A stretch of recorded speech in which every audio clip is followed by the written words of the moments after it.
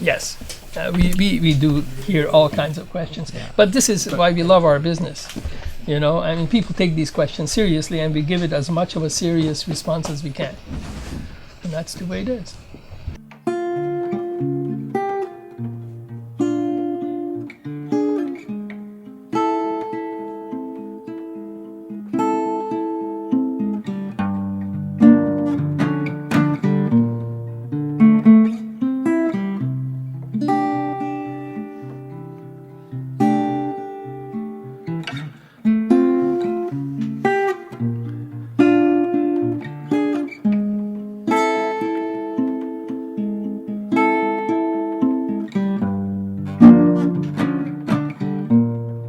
There was very little altruistic thought behind it. We weren't thinking of the photographic industry on the whole. We were thinking of what we could do based on our experience, and our experience was used cameras. And we have somehow managed to maintain this posture in this business for the last 12 years. And here we are on Bank Street in Ottawa, and people come in, and we seem to cater to a love of photography and equipment that other stores have ceased to cater to. It's a lot of fun. I think I would rather do this than anything else.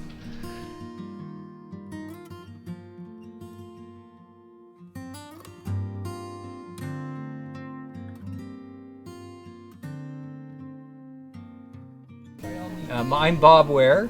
I've been involved in this business since 1982, mostly in the used camera business, but I've also worked for many of the local major retailers in Ottawa.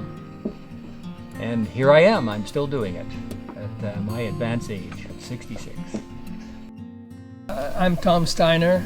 I've been in the photographic industry all my life. I started as a photographer and did about 26 years of studio photography here in Ottawa. I really enjoyed it. I met some great talent.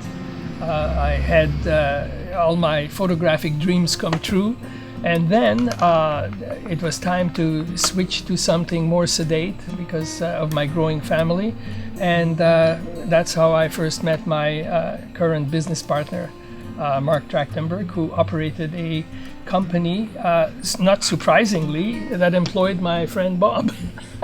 It was the Camera Exchange many, many years ago.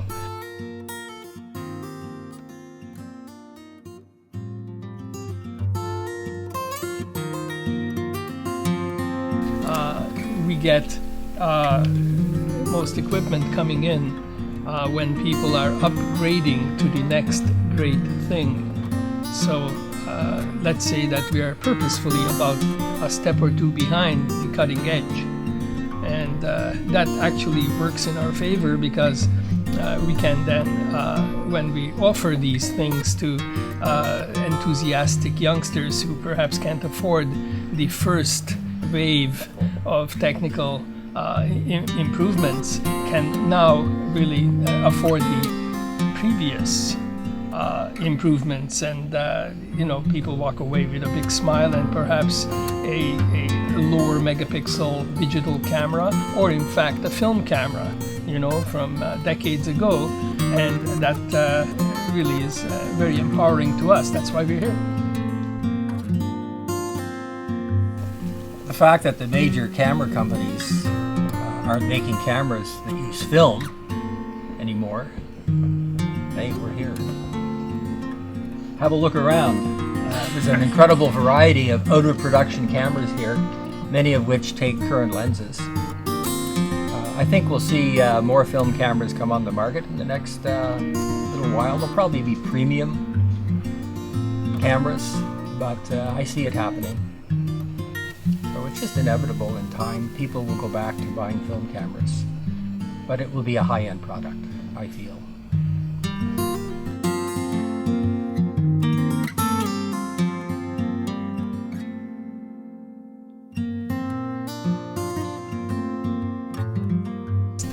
Well, here is a home movie camera of some repute. It's a Canon that took the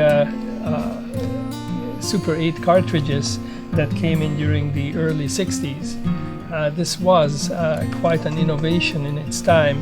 8mm home movies were around since the mid-30s, and this was the first real nod to its popularity in the early 60s by increasing the picture size 50%. That was enormous. It's like going from 3 megapixels to 10, something like that. You know, it was amazing. And the film is still available to those brave souls who want to shoot it. And there are companies that will process it.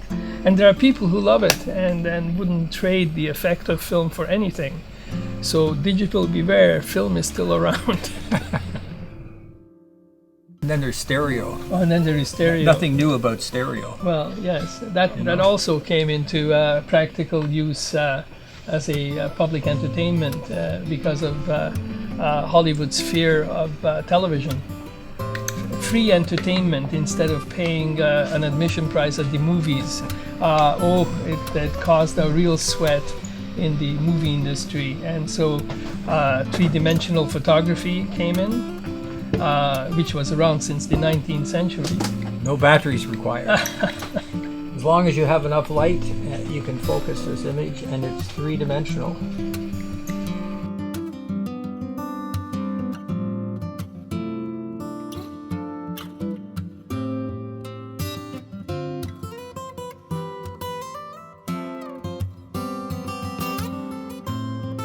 Our business probably won't, because we're kind of motivated to be a niche, to be what the other fellas who are involved in the photo industry aren't.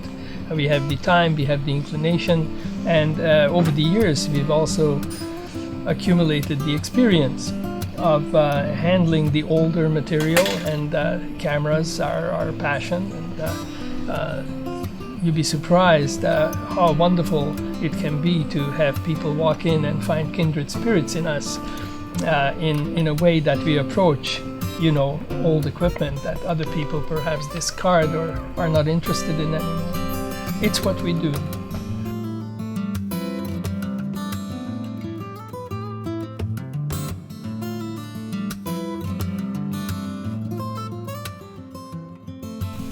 A lot of pros still use film for certain applications. A lot of younger people, such as yourselves, are coming in to experiment with film. And it's not going to go away. It's going to be around for a long time to come. And it's pretty obvious, if a company like Ilford is going to support black and white in particular, that it's not going to go away. Film of all types is available from various parts of the world, Eastern Europe, China, and so on. So there is a bit of an upsurge in film sales, as reported in the media. So I think we have a long way to go before digital replaces film entirely. There is no denying that for the mass consumption, digital has been a dream come true. It eliminates the waiting time. It eliminates the cost of both buying film, processing film, and printing film into photographs. I think people are pretty used now to the digital method, but I'm always reminded when a film enthusiast comes and starts a conversation here that there are certain aspects of the old method that will always be linked romantically with the arts.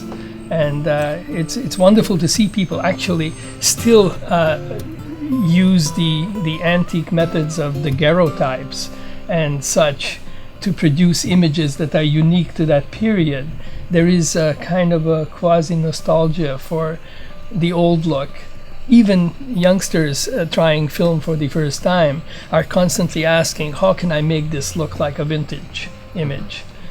So there's got to be a path ahead that includes film.